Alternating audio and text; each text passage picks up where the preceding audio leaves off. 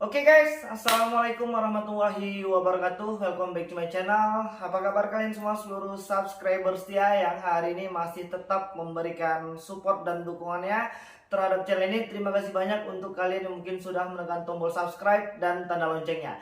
Mudah-mudahan semua kebaikan kalian hari ini akan digantikan dengan kelimpahan rahmat dan rezeki yang mungkin lebih banyak lagi. Amin ya robbal alamin. Guys, hari ini masih banyak permasalahan aplikasi pinjol yang menjadi dilema panjang untuk masyarakat Indonesia. Dan hari ini beberapa teror dan intimidasi mengganggu semua lini kehidupan. Dan hari ini beberapa ancaman-ancaman yang mereka berikan sudah pasti membuat hati tambah galau. Sudah pasti membuat kita semakin tidak konsentrasi ya untuk menghadapi kehidupan sehari-hari. Dan sudah pasti untuk yang bekerja akan merasa terganggu ketika terus-terusan ditelepon dan diuber-uber sama aplikasi pinjaman uang online. Dan kita harus bisa menyelesaikan semua permasalahan ini. Dan kita bisa untuk menyelesaikan ini dengan pikiran yang jernih, dengan tidak panik berlebihan, dan tidak melakukan tindakan-tindakan negatif yang mungkin bisa merugikan diri sendiri dan orang lain. Jadi hari ini buat teman-teman yang mungkin masih terjebak dengan aplikasi pinjaman uang online atau mungkin yang belum mampu untuk melakukan pembayaran, sudah pasti ada beberapa informasi-informasi yang akan mereka berikan dari tim debt collection ya. Pasti nanti mereka akan bilang bahwasannya ada beberapa hal resiko dan konsekuensi yang akan kita terima ketika kita gagal bayar di aplikasi pinjaman uang online. Oke, langsung aja, apa aja sih resiko-resiko yang akan kita terima ya? Apakah ini benar atau tidak ya? Dan beberapa pertanyaan-pertanyaan hari ini masih banyak tentang itu. Masih banyak bahwasannya hari ini aplikasi pinjol itu debt collectionnya menakut-nakuti saudara-saudara kita yang lain. Jadi hari ini kita pengen ngebahas tuntas itu satu persatu. Jadi untuk kawan-kawan yang hari ini belum mampu melakukan pembayaran ya, dengan alasan memang sudah tidak mampu lagi dan memang sudah tidak punya uang lagi. Jadi yang sudah mengalami hal yang seperti ini, aku pengen mengingatkan agar untuk tetap bersabar ya. Semua permasalahan ini akan selesai ketika kita lebih mendekatkan diri kepada Tuhan, ketika kita bisa berpikir dengan jernih dan kita terus berusaha dan berdoa. Jadi kalau yang sudah dalam masalah seperti ini masih tetap tidak mendekatkan diri kepada Tuhan, ya alangkah merugi sekali ya. Jadi kalau kita memang sudah nggak punya kekuatan lagi, kita masih punya kekuatan yang lebih kuat, yaitu adalah Tuhan kita. Jadi ya siapa yang sudah berusaha, sudah berdoa, pasti Tuhan kasih jalan untuk menyelesaikan semua permasalahan yang hari ini sedang kita hadapi. Oke, lanjut ya. Untuk kawan-kawan yang mungkin hari ini belum mampu melakukan pembayaran, sudah pasti akan mendapatkan teror dan intimidasi. Setidak-setidaknya ya mungkin akan diuber-uber lah untuk disuruh bayar. Padahal kita hari ini belum punya uang untuk melakukan pembayaran ya. Dan kita hari ini masih ditakut-takuti sama aplikasi pinjol. Untuk kawan-kawan yang mungkin pernah mengalami hal yang seperti ini, jadi harus ingat, apakah data kita sewaktu meminjol pertama di aplikasi pinjol itu bisa digunakan untuk minjol lagi di aplikasi yang lain ya. Hari ini masih banyak teman-teman kita yang ditakut-takuti kalau nanti nggak bayar maka datanya akan dipinjamkan lagi di aplikasi pinjol yang lain. Jawabannya tidak bisa, jadi jangan takut. Kenapa seperti itu? Karena hari ini setiap aplikasi pinjaman uang online baik legal maupun ilegal sudah pasti ada yang namanya verifikasi wajah. Dan itu disiarkan secara langsung, bukan tidak tidak bisa kalau tidak langsung dengan kita yang berhadapan-hadapan dengan kamera.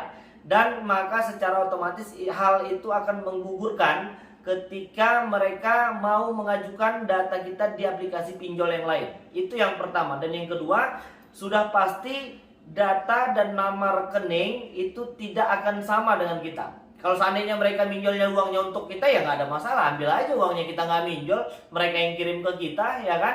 Itu yang pertama. Dan yang kedua, bisakah aplikasi pinjol memblokir nomor rekening kita? Jawabannya tidak sampai dengan sejauh itu. Mereka tidak punya hak dan tidak punya wewenang untuk melakukan pemblokiran nomor rekening kita. Itu yang kedua. Dan yang ketiga, apakah mereka bisa memblokir nomor induk kartu keluarga, katanya begitu. Apakah kartu keluarga bisa diblokir sama aplikasi pinjol?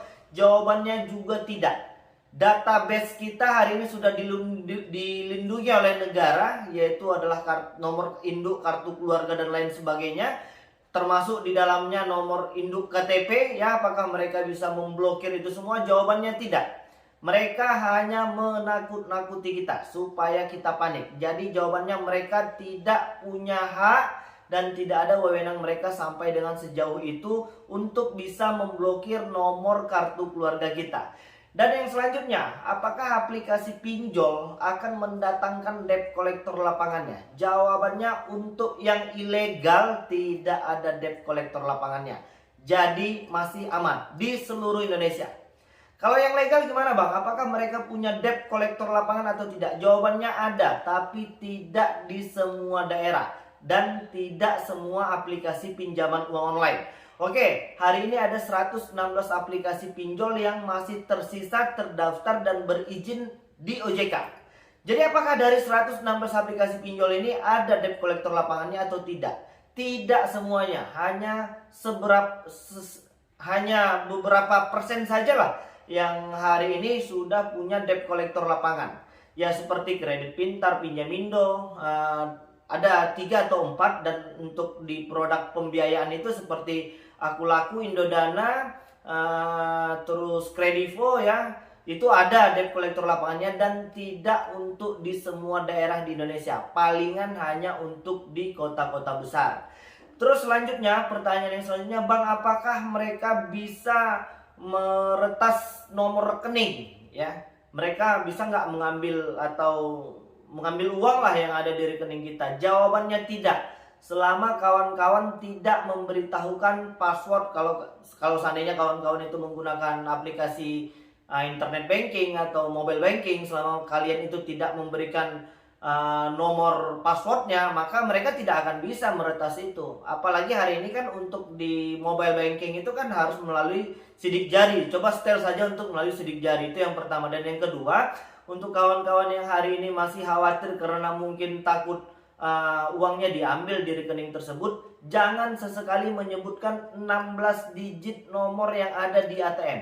Itu memang benar-benar penting dan cukup rahasia. Jadi jangan diberitahukan kepada siapapun 16 digit nomor yang ada di ATM kalian. Itu benar-benar penting. Ya, jadi mungkin ada lagi pertanyaan-pertanyaan yang terkait masalah aplikasi pinjol itu.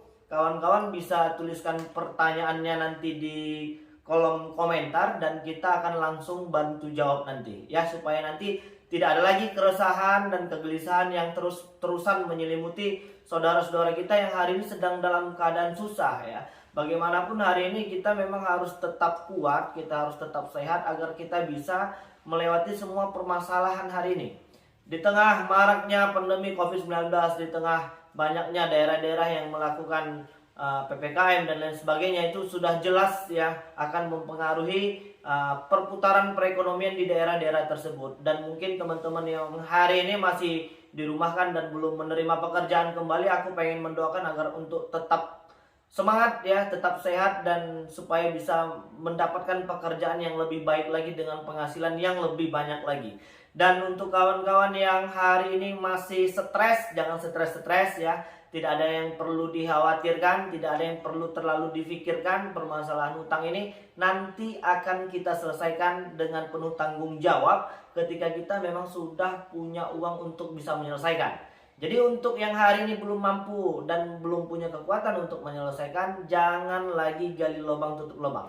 Hitung-hitungannya sudah pasti rugi. Dan hari ini banyak dari teman-teman itu terjebak sampai dengan 5 aplikasi lebih ya. Dan awal mulanya pasti kejadiannya seperti itu. Pinjam lagi di tempat ini, pinjam lagi dengan tujuan untuk bisa menyelesaikan masalah yang lama. Dan akhirnya menambah masalah baru.